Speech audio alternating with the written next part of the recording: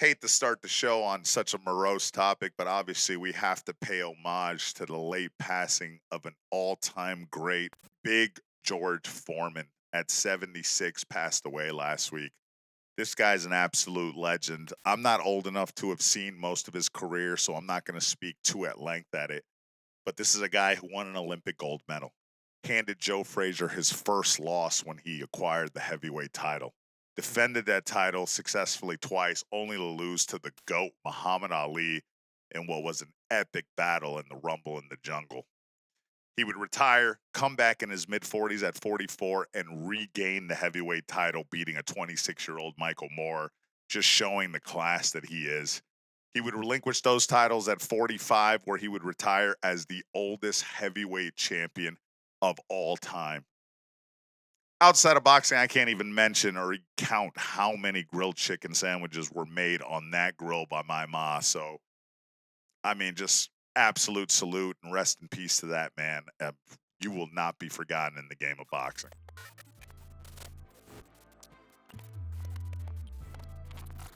Welcome to the Rec Room. I am your host, the Lion Reese Penn. Episode 2, we're kicking off here. And this is a very exciting podcast for me just because we're talking about my first love today. Baseball is back.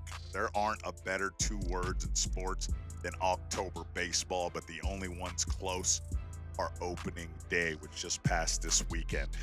The mellifluous sound of bat and glove, the verve, exuberance, the passion, the love. The grown men adore and the kids smile. The superstars born from their coach's guile. The stealing of bases, the speedsters are dashing. The leather gets flashing, the monsters get mashing. The walk-off home runs and the game-ending strikeouts. The way those legs buckle, them boys really psyched out. Guys hitting balls into orbit, they should call this shit Spaceball. Brad Pitt said it best in Moneyball. How can you not be romantic about baseball? We're going to be a homer again like we were last week, and I'm going to start with my team in my division, the American League East, and the Boston Red Sox. I haven't been this excited for our team since probably 2018. We've definitely bolstered that roster a ton. We get a bona fide ace in Crockett to come over here and lead our rotation. We signed Walker Buehler to a steal at $14 million. If he can revert back to the 2021 Walker Buehler, the Cy Young candidate, World Series MVP kind of guy, it's an absolute steal. If he doesn't, we're pretty good on the mound as is. I mean, Giolito's still going to come back. Bello's going to come back. Cutter Crawford, who can pitch well, even though he's a little erratic, he comes back. And I think it's just a very good pitching rotation. You put that lineup together that they've assembled now with Alex Bregman coming over from Houston to hit behind Duran and Devers. Cassis can bang. And Wilber Abreu, if he can jump from his star-studded rookie season and have a great second year, look out for the Red Sox to really contend for a title this year. One of the teams we'll be competing with, the New York Yankees, are definitely someone who I think a lot of people had as the favorite coming into this season, but injuries have just had a different plan for them as they are riddled. They lose their ace, Garrett Cole, Stanton, DJ's down, and there's just a lot of injuries they're going to have to cope with. I really don't know if they're going to be able to keep up with the Orioles and the Red Sox. Now, the lineup is still potent. Aaron Judge is still one of the best players in baseball. They bring over Cody Bellinger, who I love. This is one of my favorite players in the game. His launch angles when he steps into one are just absolutely ridiculous. He can mash. We know Jazz Chisholm's going to do his thing. So it's still a potent lineup. The starting rotation is good. It's not great without Cole. They still have Carrasco, Rondon, Stroman, a couple of guys who can really pitch. And they're the Yankees, let's be honest. At the end of the day, this is a team that's going to make some moves before the year's out. And it's not a team I'm ready to write off in April. The Orioles, who I have contending with the Yankees for second place in that division, are still really good. Obviously, the departure of Santador gives them a hole at the bat, but they pick up Tyler O'Neill, a guy who can really mash. Obviously, he played for my team last year, so I know what he can do at the plate. They still have Rutschman, who's a stud. Colton Crouser's coming off a really good year. And if Jackson Holliday can make that jump in his second year, this team still as formidable as anyone. They've got some pitchers with Zach Eflin, Felix Bautista, and guys like that. Morton and Kremer are decent. And at the end of the day, I think they're a wild card team. How good they're going to be is yet to see, but they're going to contend. The Blue Jays, obviously, I just mentioned Santadore's departure from the Orioles. Well, he ended up in Toronto, right there at a division rival. You know what he's going to bring: 30 to 40 home runs and add another masher to Vlad Guerrero. They've got a couple of guys. Berrios and Gossman are really good pitchers. Bassett's respectable, but it's a solid ball club in way too good of a division for the talent that they're putting on the field. I have them in probably fourth. The Rays are the Rays. This is a team that, as usual, they put out a lineup and you're like, who are these guys? They never have anyone really marketable. Zach Little and Shane Baz can pitch. I think Bradley ain't bad. The lack of star power is my worry with this team. They're going to give teams a headaches because they always figure out a way to play strong, but they're in last place this year and probably on their way out of Tampa. Moving on to the AL Central, the Detroit Tigers. They're my pick to win this division. They were one of the hotter teams in baseball at the end of last year. They probably have the best pitcher in the game going right now in Skubal, the defending Cy Young winner. They've got a couple other guys like Cole Keith and Riley Green who can really mash. Kerry Carpenter's a good hitter. If Glaber and Javi can somehow get out of whatever their problem has been in the last couple years and become superstars, that team's going to be very, very good and competitive. I have them coming out of the Central. The Guardians are the Guardians. They obviously won the division last year. They're pretty damn good. Bibby and Lively give them a great top of the rotation. Tristan McKenzie, he's the big question mark. How will he come back from last year's injury-riddled season? If he's a top-flight pitcher, and we know he has the stuff nasty enough to be, that's a team to watch out for. Jose Ramirez is always in the MVP conversation. Steven Kwan and Carlos Santana add some pop, and they're going to be a good team. Can they hold off the Royals and the Tigers? I'm not really sure this year. I think their run may have come to an end, but they'll be there close. The Royals, they've got a bunch of arms. Lugo, Lorenzen, Waka, obviously one of the brightest stars in the game, and Bobby Witt Jr. That kid's an absolute superstar. Salvador Perez is ageless and continues to produce at the plate. They'll be good. They'll be fun. I just don't think they have enough. They were in third place last year, and I kind of have them right about the same place, still battling for a wild card spot, though. The Twins, they didn't do a lot this offseason. They don't have very many respectable players or arms. Their outfield can cover some ground with Buxton and Bader and those guys, but they need more bats. They need more pitching. They're in a pretty good division, and I have them coming in dead last. The White Sox, I guess we'll use up about 15 seconds of this podcast to talk about those guys. They're absolutely abysmal. It's one of the worst teams we've ever seen in baseball. In fact, last year, setting the record for losses in a season proved it's the worst team we've ever seen. Honestly, I'm not going to talk too much about them. Until they put a professional baseball team on the field, they're not worth mentioning. The Astros, who have been one of the best teams in the American League for several years now, took some blows. Alex Bregman leaving is a huge bat. I mean, obviously, they still have Altuve, and Jordan Alvarez is an absolute bomber. They've got some pitching with Valdez and Blanco and those guys at the top of rotation, and I think they'll be good, but I just don't think they're good enough to play with teams like the Mariners and who I think will win that division, the Texas Rangers. Speaking of the Rangers, my pick to come out of the AL West, Jason DeGrom, one of the best pitchers in the game, is back. I love Nasty Nate. Obviously, all those years in Boston made me a fan of his, but he's a phenomenal top-of-the-rotation type pitcher. Jack Leiter will take a leap this year. I was a huge fan of his dad's growing up. This is the year he comes into his own and gives them another arm. I think this team is stacked and ready to make a charge. We already know Seager, Simeon, Garcia, all those guys can mash. And this is not only a team competing for the AL West crown, but I think they have a chance to come out of the American League this year. The Mariners, not a lot of change over there in Seattle. They still have one of the bright superstars in the game in Julio Rodriguez. Cal Raleigh is one of the top power-hitting catchers in the game. And they've got a couple arms with Castillo, Gilbert, Wu, etc. They're a little bit better than Houston. I don't think they're as good as Texas. I have them in second in that division. The A's, well, they're the A's. I mean, there's just nothing really to talk about there. They've got some decent guys that they got for cheap prices. They brought over Severino. We know they're good at the back end of that bullpen with the flamethrower that is Mason Miller. Andujar and Brett Rooker can kind of swing the bat, but nothing would suggest that this team finishes any better than last or second to last, depending on how bad the Angels are. Speaking of the Angels, a team that won't compete for much, they did absolutely nothing this offseason. It's about time that they start thinking about putting Trout into a trade package and trying to get some value. That team's in a rebuild. It's going to be rebuilding for a few years, and they're a long ways away. Moving to the NL now, and the Atlanta Braves, definitely one of the star-studded teams in baseball, a contender pretty much every year. They're loaded once again. Iglesias and Swellenbach can really pitch. They're at the top of that rotation behind the reigning Cy Young Award winner, Chris Sale. P.S. Where the F was this Chris Sale when he was with the Red Sox? We gave him all that money to basically just spend his entire career on the DL. He goes to Atlanta and he wins a Cy Young. I'm not going to lie, I'm pissed as hell about that. But anyways, Spencer Strider's still going to come back. He gives them another bona fide ace. Albies, Riley, Olsen, Acuna. I mean, they're just stacked in their lineup. They're as formidable a team as there is in baseball. And it's really between them and the Phillies in the NL East, in my opinion.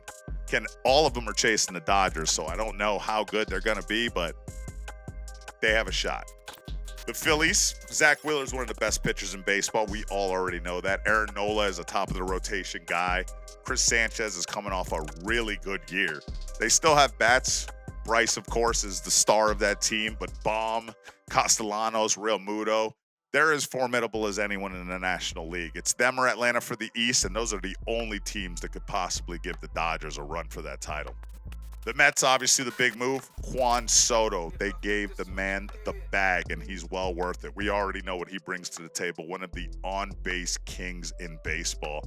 He gets on more than anyone. He hits homers. He does it all. He is a bona fide superstar. They still have Lindor. They bring back the polar bear, Pete Alonso. Chaminade and Peterson can pitch. I question some of the depth in that rotation. Edwin Diaz needs to solidify the back end of that bullpen. He was hot at the beginning, and then he kind of tailed off at the end, and it gave them some problems losing some games late. They're a good team in a really good division. I have them in third. The Marlins have Sandy Alcantara, who's an absolute superstar and bona fide ace. Outside of that, this team is similar to a Cleveland Indians team in a major league movie. Who the heck are these stinking guys? I don't know anyone on this team. Birdie's decent. They've got a couple guys, but they're trash. I see them in dead last. Moving to the NL West, the Los Angeles Dodgers, obviously the team everyone's chasing. This team, it feels like for the last 4 or 5 years, just puts out a murderer's row type lineup every single year. They're stacked in the pitching rotation. They're stacked in the lineup. They literally don't have a hole, and I just don't know if anyone's going to be good enough to beat this team. They could go on a run for a few years here. It could be very similar to something like the Yankees in the 90s, unless the rest of us catch up. The Padres have a fantastic ball club. Obviously, late last year in the second half, they were one of the hotter teams going into the playoffs, and a lot of people thought they could make a run. They have a phenomenal bullpen, a lot of live arms out there. Dylan Cease and company are pretty good starters. None of them are mind blowers or anything like that. No aces on that staff. But I think a very good rotation. And you add to that potent lineup. Machado, Tatis, Xander Bogaerts, Arias, all those guys can really rake. And this is a team that we know isn't afraid to spend money. Look for them to make a move. They've got a long ways to go if they want to catch the Dodgers out there in the West. It's a tough place to win. The Giants added an aging Justin Verlander. Not really sure what that move's going to be like. I mean, some of these guys show up and they resort back to their old selves and become, just electric, and then sometimes they fade. I don't know where Justin Verlander was at last year. It just didn't look right when he was on the mound, so I'm not sure. Obviously, Logan Webb is a stud. He's an ace. We know what we're going to get out of him. They got a couple of bats in Chapman and Adames, but at the end of the day, the Padres and Dodgers are way too much for them. They could beat out the Rockies for last place, but that's about as good as that team's going to do. I do love Yaz, obviously, grandson of the great Carl Yastrzemski out in Boston. I root for him, but other than that, there's not much to write home about in San Francisco. The Rockies made no significant moves. They continue to be probably the worst team in that division, one of the worst teams in the entire National League. I mean, Chris Bryant, Brenton Doyle, they can hit a little bit. They have no pitching worth mentioning, and they play in that silo they call the ballpark out there at Coors Field. This team's going to be bad again. Now to the NL Central. I don't really know what to think about this division. Either all the teams are really good or all the teams are really bad, but it's a division of mediocrity. You can basically win this division with 85, 90 wins because everyone just kind of bunches up. I have the Cubs coming out of this division this year. I think that they're the best team. They've got fantastic pitching at the top of the rotation. Shota Imanga showed what he could do against Major League hitting as he was dominant as a rookie last year. Talon and Steele give them a couple other really good arms, and they've got a guy in Pressey who can shut the door down at the end of the game. Kyle Tucker, Dansby Swanson, definitely got some pop there. Suzuki can help out a little bit at the bat. It's a good ball club in a good division or a bad division. Once again, I'm not really sure, but I have them coming out just slightly. The Cardinals are always going to be good. They're one of the royalty teams of baseball. You know, they've got a couple great arms and Sonny Gray. They add Mats. They got Palante. They've got a good top of the rotation. Nolan Arenado's the best third baseman in baseball. I do worry about their lineup. A plethora of good role players in a mix, but I think they fall short of the Cubs in either second or third. The Pirates rolled out Paul Skeens last year, and we immediately saw that this kid is going to be one of the best pitchers in baseball, if not the best pitcher in baseball in just a short couple years. He is absolutely electric, and his girl is a baddie. Salute, my friend. Again, though, it's not a good team. O'Neill is a lot of fun. He can send baseballs to Mars. Andrew McCutcheon's still respectable as an old man, but at the end of the day, there's just not enough talent for that team to compete in the NL. The Reds, it's the Ellie De La Cruz show. I mean, that kid is box office, get your popcorn showtime. I love watching him play the game. They bring Brady Singer, which gives them an arm at the top of that rotation. Hunter Green and Nick Martinez are pretty good. I don't know. They could be a wild card team because they're going to be deceptively good. I think they'll push somewhere around 500, but they're not winning that division and they're not coming out of the NL. The Brewers obviously won the NL Central last year, so they're going to be a pretty good team. I really like their bullpen behind Freddie Peralta and the newly added Nestor Cortez, who's a decent guy. Jackson Chirios was absolutely electric. He had a phenomenal rookie year, and if he can build on that, they're going to be formidable. Contreras and Hoskins give them a couple other guys who can mash. They're going to be just as good as ever. Now, will they win the division again? I'm not sure. Like I said, I think I have the Cubs coming out and the Cardinals and them competing for second place. Anything can happen, though. Last week, we touched a little bit on the frenzy that was going on in the NFL free agent market. Well, the phones never stop ringing as the moves continue to happen. I couldn't be more excited. You remember last week I was telling you the one worry I had about the New England Patriots where they weren't putting enough emphasis on offense. Well, they go out and they get a star in Stephon Diggs. I know he's coming off the ACL injury. No one knows exactly how he's going to be, but these days, guys bounce back from these things with no problem. Medicine has just come such a long ways. I think he's going to be an absolute security blanket for Drake May. He's going to give him that go-to number one guy that you're going to need on third down or in the red zone. And it's a huge move. It definitely puts us in the running with Buffalo for the best team in that division. Look out for New England. The Giants, oh my God, I don't know what they're doing. They already had Danny DeVito's kid. They add that crab-stealing loser, Jameis Winston, that blind fool who threw 30-something picks in a season, still the NFL record. And now they signed Russell Wilson. Again, I think Russell Wilson is more of a bridge signing, which makes me wonder what the hell Jameis Winston is. They're probably going to sign or draft Shedeur Sanders. He'll be the quarterback of the future, learning under the tutelage of Russell Wilson. But outside of the Colts with Anthony Richardson and Daniel Jones, it's probably the worst quarterback room in football. They're going to be bad once again. The Chargers, obviously, someone who was watching the podcast last week. Just like I was talking about the Patriots last week, I was speaking about them. They needed help on that offensive front, and they went out and got it. Ladd McConkey is a stud at slot receiver. We know they got Najee Harris in the backfield, and now they had Tyler Conklin, tight end from the Jets. Most people aren't going to know that name because the Jets have been terrible. Their offense isn't good, and so he kind of got lost in the fold. But he is a phenomenal tight end, a guy you can trust on third down and in the red zone, and he's going to be big for Justin Herbert. The guy in the market that we're still wondering about is Aaron Rodgers. Where is this guy going? No surprise he's waiting to the last minute. He's always kind of been a diva, always kind of been weird. I don't get it. This guy was hated by Brett Favre early in his career, and now it seems like he wants to follow in the same career path. I mean, he starts with the Packers, he goes to the Jets. Is he going to go to Minnesota and just basically be Brett Favre Jr.? I'm not sure. I think he's still holding out hope that maybe that team signs him. He needs to sign with the Pittsburgh Steelers. I know he met with them today. I heard he had a great session throwing balls to DK Metcalf. If he goes there, he has a legitimate shot to contend for a title right away. That needs to be the spot. Make up your damn mind, Aaron.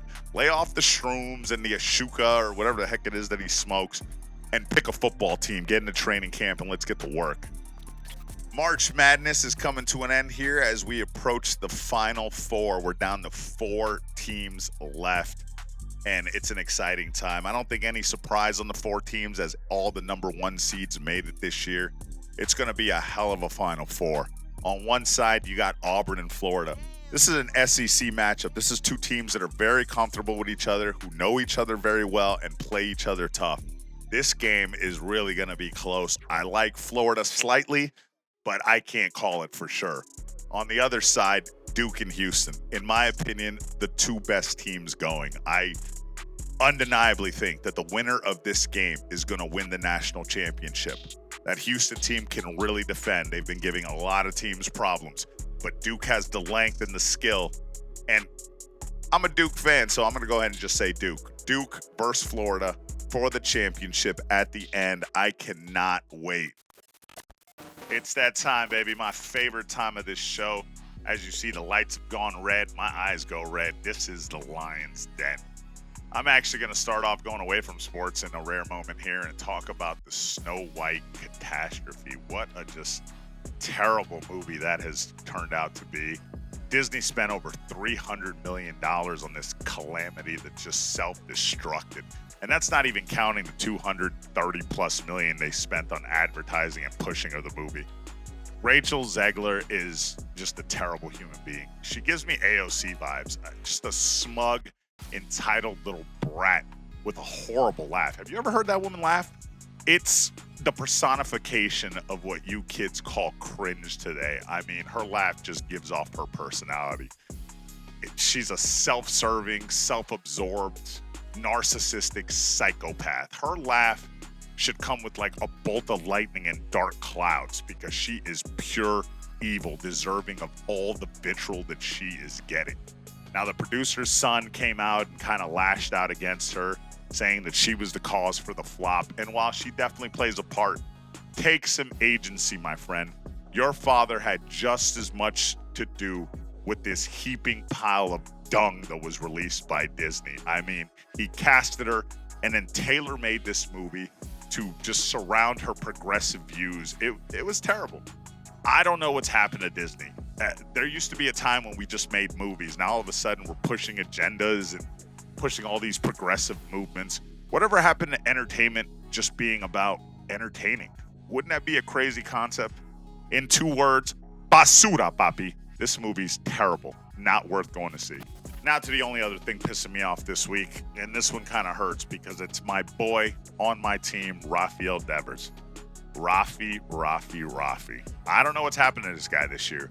I mean, we obviously know he's a liability at third, but at least he could always swing the bat. He has started the season with a dismal 0 for 16 with 12 strikeouts. There are married couples in the world right now swinging better than that guy. It's just been terrible. I mean, he should have embraced his role as Poppy and been one of the monster DHs in the league. Instead, he's embracing his role as mommy and whining every time he doesn't get his way. He lost his position at third to a much better third baseman, Alex Bregman. Instead of crying, you should have worked at your craft. You've made more errors than anyone in baseball over the last 7 years. In fact, the first third baseman in history to lead the league in errors 7 straight years.